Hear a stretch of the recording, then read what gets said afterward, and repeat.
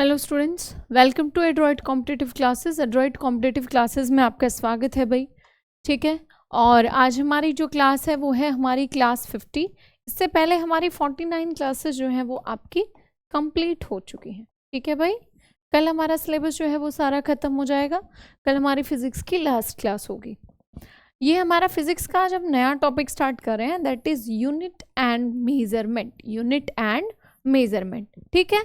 तो बहुत सारी यूनिट्स होती हैं अलग अलग चीज़ों को मेज़र करने वाली, तो उनका एक ये टॉपिक है जिसमें हम काफ़ी सिस्टम्स भी पढ़ते हैं। ठीक है भाई, तो उस तरीके का ये आपका चैप्टर आ जाता है। आगे बात करते हैं, तो ये हमारा पूरा बैच है एसएससी जीडी मिशन सफलता बैच, जो कि अब ख़त्म होने की कगार पे है। बिल्कुल सारे टीचर्स ने आपको बहुत बहुत मेहनत करके, ठीक है, वो यूट्यूब पे फ्री ऑफ कॉस्ट सारा कोर्स आपको कराया है। ठीक है, किसी टीचर ने कंटेंट कराया है, किसी टीचर ने आपको पीवाईक्यू फॉर्म में पूरा कोर्स कराया है, किसी टीचर ने कंटेंट प्लस पीवाईक्यू कराया है। ठीक है, कंटेंट प्लस पीवाईक्यू कराया है। ठीक है, और आगे भी जैसे फर्दर ये बैच ख़त्म होगा तो आपकी सारी टीचर्स की जो क्लासेस हैं वो आपकी चलती रहेंगी। ठीक है, आगे बढ़ते हैं भाई। तो आज का जो हमारा टॉपिक है यूनिट एंड मेजरमेंट, उसका पहला सवाल है हमारा, what is the unit of work done. कि अगर कोई काम ख़त्म किया गया है, अगर कोई काम फिनिश किया गया है, तो उसकी यूनिट क्या है। काम खत्म करने की यूनिट क्या है, वर्क डन वाली आपकी यूनिट इसमें पूछी गई है। तो वर्क डन जो होता है वो किस में होता है, वो होता है जूल में। ठीक है, कि कितने जूल आपने काम किया है। जब भी किसी वर्क को यानी कि किसी कार्य को क्या किया जाता है, जब भी किसी कार्य को मेज़र किया जाता है, मापा जाता है, तो उसकी इकाई क्या होती है, उसकी यूनिट क्या होती है, तो उसकी यूनिट होती है जूल। उसकी यूनिट क्या होती है, उसकी यूनिट होती है आपकी जूल। ठीक है भाई, क्लियर है। आगे बढ़ते हैं। ये देखो, the SI unit of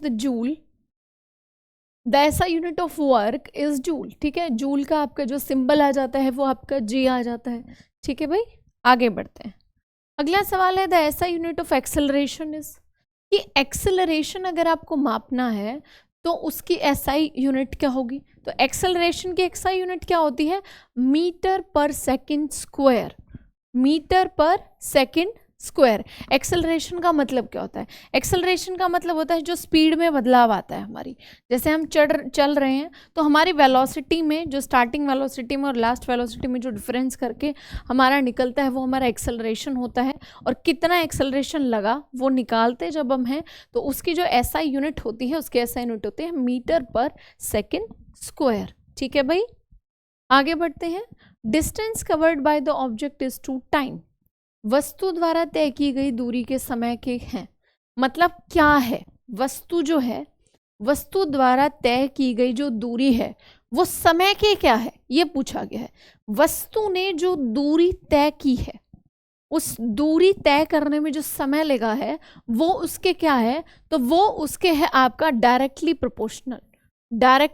proportional. कि जितनी ज़्यादा दूरी वस्तु ने तय की है उसको उतना ही ज़्यादा समय लगा होगा। सीधी सी बात है। मान लिया कि दो वस्तुएं हैं आपकी, चल रही हैं, दो वस्तुएं चल रही हैं। एक वस्तु को जो है वो ए बिंदु से बी बिंदु तक जाना है और एक वस्तु को यहाँ सी बिंदु से डी बिंदु की तरफ जाना है। तो आप देखो कि जो ये पहली वस्तु है इसने डिस्टेंस ज़्यादा कवर किया है, तो ऑब्वियस सी बात है इसका टाइम भी ज़्यादा होगा। तो अगर डिस्टेंस ज़्यादा कवर हुआ है तो टाइम भी ज़्यादा कवर होगा, और अगर डिस्टेंस कम कवर हुआ है तो टाइम भी कम कवर होगा। इसीलिए यहाँ पे डिस्टेंस क्या होगा, डायरेक्टली प्रोपोर्शनल टू टाइम। समझ में आ गया भाई। तो आंसर क्या आ जाएगा, आंसर नंबर आ जाएगा ऑप्शन नंबर बी, यानी कि अनुक्रमानुपाती होता है, डायरेक्टली प्रोपोर्शनल होता है। अगले सवाल में चलते हैं। What is the numerical value of physical quantity. कि किसी भौतिक राशि के अंकीय मान को क्या कहते हैं। किसी भी भौतिक राशि के अंकीय मान को क्या कहते हैं, तो आपका मैग्नीट्यूड कहते हैं। किसी भी भौतिक राशि के अंकीय मान को उसका मैग्नीट्यूड कहते हैं, उसका परिमाण कहते हैं। बहुत सीधा सा सवाल था, बहुत सिंपल था। अगला है, what is the commercial unit of electric energy. Electric energy की कमर्शियल यूनिट क्या है, यानी कि अगर उसको किस उसमें मापा जाता है, किस कमर्शियल यूनिट में आपका इलेक्ट्रिक एनर्जी को मापा जाता है, तो इलेक्ट्रिक एनर्जी को मापा जाता है किलोवाट पर आवर में, ठीक है, किलोवाट पर आवर, यानी कि प्रति घंटा किलोवाट के हिसाब से इसको, मतलब इसको डायरेक्ट बोलेंगे किलोवाट आवर, ठीक है, किलोवाट आवर, ठीक है भाई। ये देखो किलोवाट आवर, और इसको शॉर्ट फॉर्म में लिखते हैं KWH, और 1 किलोवाट आवर किसके बराबर होता है, 3.6 × 10 जूल के बराबर होता है। 1 किलोवाट यानी कि KWH किसके बराबर होता है, 3.6 × 10 जूल के बराबर होता है, ठीक है। ये पेपर में आ सकता है, इसलिए मैंने इसको अलग से आपका बोर्ड पे नोट कर दिया है। आगे बढ़ते हैं। Which of the following is a unit of distance.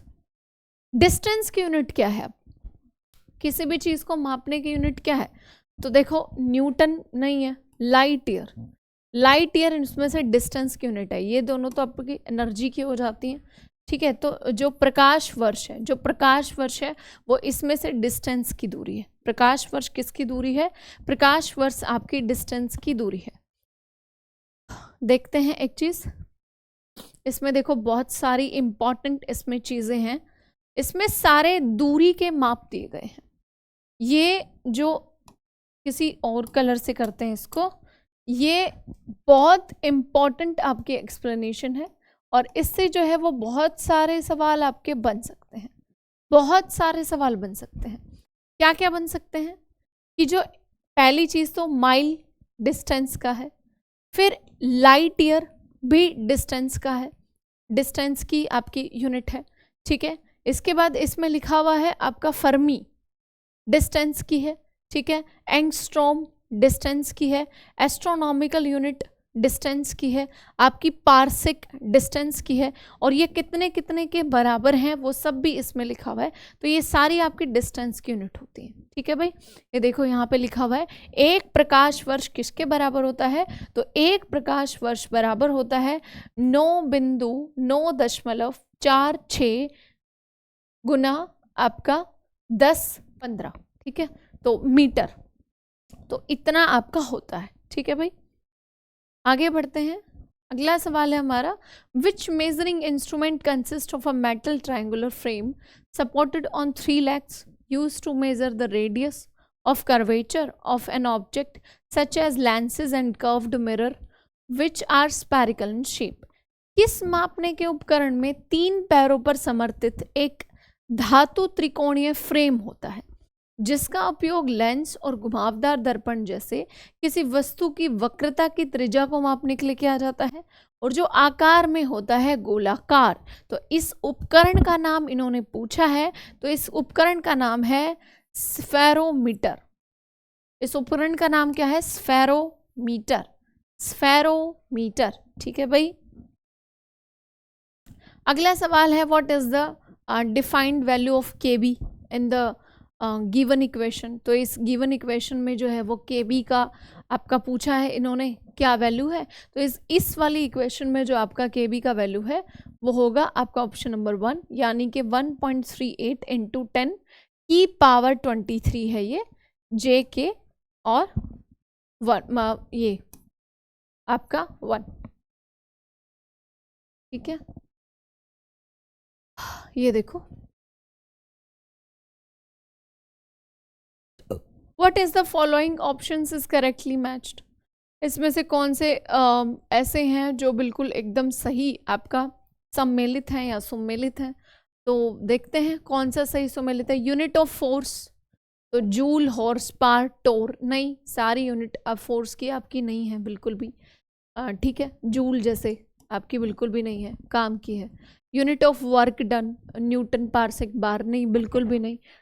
Unit of pressure, pascal bar torr, ये बिल्कुल सही है कि यूनिट ऑफ प्रेशर जो है वो ये तीनों ही होती हैं आपकी। पास्कल भी है यूनिट ऑफ प्रेशर, बार भी है यूनिट ऑफ प्रेशर, और टोर भी है यूनिट ऑफ प्रेशर, यानी कि दाब की इकाई आपकी पास्कल, बार और हेक्टोर होती हैं। ऑप्शन नंबर डी में देखो किलोग्राम, यूनिट ऑफ वॉल्यूम पूछा है, यूनिट ऑफ वॉल्यूम, तो मीटर तो हो ही नहीं सकती, ये तो लेंथ की होती है, ठीक है। तो ऐसे करके आप कैंसल आउट करके ऑप्शंस को देखेंगे। अगला सवाल देखते हैं, select the correct statement from the given options. इसमें से भी हमें बिल्कुल सही जो स्टेटमेंट है वो बतानी है। तो a light year is a unit of distance, बिल्कुल सही है, अभी अभी हमने पीछे पढ़ा था। Light year is a unit of time, बिल्कुल गलत है। Joule is a unit of power, बिल्कुल गलत है, वर्क के होते हैं। A pascal is a unit of force, बिल्कुल गलत है। तो option number A is the right answer. A light year is a unit of distance. प्रकाश वर्ष एक दूरी की इकाई है, ठीक है, एक दूरी की इकाई है। और एक प्रकाश वर्ष कितने के बराबर होता है, हमने अभी पीछे भी नहीं, ये वैल्यू नहीं, सॉरी, ये नहीं है, ये नहीं है। Rainfall is measured by an instrument called the, वर्षा को मापने का जो उपकरण होता है कि इतनी वर्षा हुई है, ज़्यादा वर्षा हुई है। जैसे कई बार हम न्यूज़पेपर में पढ़ते हैं कि इतनी बारिश हुई है कि इतने सालों का जो है वो रिकॉर्ड टूट गया है, तो हमें कैसे पता कि कितनी बारिश हुई है? तो वो चीज़ पता लगती है आपकी रेन गॉज से, ठीक है। ये आपका क्या है, इंस्ट्रूमेंट है, रेन गेज, जिससे आप पता लगाते हैं, measure the precipitating rain in a given amount of time per unit area। अगला सवाल है, 1 astronomical unit and 1 parsec are unit of. अभी हमने पीछे पढ़ा था कि लेंथ की कौन कौन सी यूनिट होती है, जहां हमने लाइट ईयर पढ़ा था, और वहीं हमने एक्सप्लेनेशन में पढ़ा था कि ये दोनों किसकी यूनिट है, ये दोनों आपकी लेंथ की यूनिट है, लंबाई मापने की यूनिट होती है। अगला सवाल है, how is the voltmeter connected across the points between which the potential difference is to be measured। जिन बिंदुओं के बीच विभवांतर को मापा जाना होता है, वोल्टमीटर उन बिंदुओं को कैसे जुड़ा है, बिंदुओं से कैसे जुड़ा है, विभवांतर मापने वाले जो पॉइंट्स होते हैं उनके बीच की बात हो रही है, तो उनके बीच पैरेलल जुड़ा होता है वोल्टमीटर, ठीक है। उनके बीच समानांतर क्रम में, बिल्कुल एक समानांतर क्रम का मतलब क्या है कि ये आपका सर्किट चल रहा है, तो इस सर्किट में ऐसे जुड़ गया, बस एकदम सीधे तरीके से, ठीक है। Which of the following is the physical quantity of the expression arc और radius? तो कौन सी भौतिक राशि व्यंजक चाप त्रिज्या के लिए है, ठीक है। तो आपका प्लेन एंगल, अगर चाप की बात करें, त्रिज्या की बात करें, तो ये समतल कोण में चला जाएगा, ठीक है भाई। Dash is the measure of relative clarity of liquid. Relative clarity एक तरल की सापेक्ष स्पष्टता का माप है, ठीक है। डैश उसमें हिंदी वाले में नहीं लगा है, पर कोई बात नहीं, इसका आंसर आ जाएगा टर्बिडिटी। टर्बिडिटी, वैसे ऑप्शन मतलब ये क्वेश्चन जो है वो, सॉरी भाई, ये क्वेश्चन जो है वो ज़्यादा इंपॉर्टेंट नहीं है, पेपर में बहुत कम पूछा जाता है, तो इस पे ज़्यादा फोकस बेशक ना करें। Which among the following instrument is use the measure either direct or alternating electric current. निम्नलिखित में से किस उपकरण का उपयोग प्रत्यक्ष या प्रत्यावर्ती विद्युत धारा को मापने के लिए किया जाता है? तो प्रत्यावर्ती या प्रत्यक्ष विद्युत धारा को मापने के लिए किस यंत्र का इस्तेमाल किया जाता है? तो एम मीटर का इस्तेमाल किया जाता है भाई। बहुत आसान सवाल है, कोई मुश्किल नहीं है इसमें। अगला सवाल है, of the unit mentioned in the options which one is the largest as compare to the others. ये कुछ यूनिट्स हैं जो ऑप्शन में दी हुई हैं, इसमें सबसे बड़ी पूछी, सीधी सी बात है, सबसे बड़ी इसमें से कौन सी होती है? टेरा। सबसे बड़ी इसमें से कौन सी होती है? टेरा होती है, ठीक है। सबसे बड़ी, इसकी पूरी लिस्ट होती है, सबको पता होनी चाहिए।